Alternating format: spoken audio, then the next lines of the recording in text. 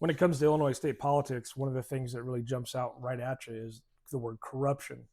And along with that, we should probably go ahead and include the term gerrymandering, or the redrawing of legislative districts in order to benefit one political party over the other. And if you live in Illinois like I do, you may have wondered who decides which Illinois legislative district you happen to live in.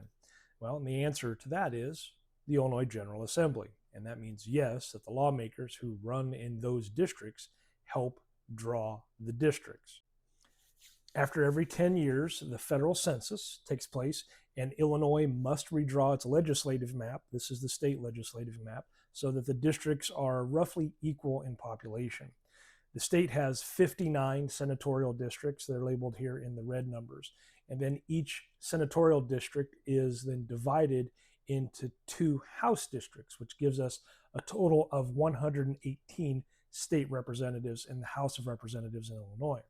The Illinois Constitution says that the districts must be compact, contiguous, and substantially equal in population.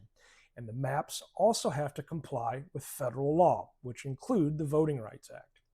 And here's where it gets kind of interesting.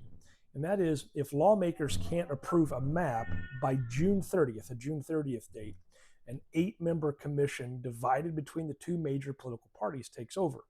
And if that commission deadlocks, a 9th member is selected at random from 1 Democrat and 1 Republican.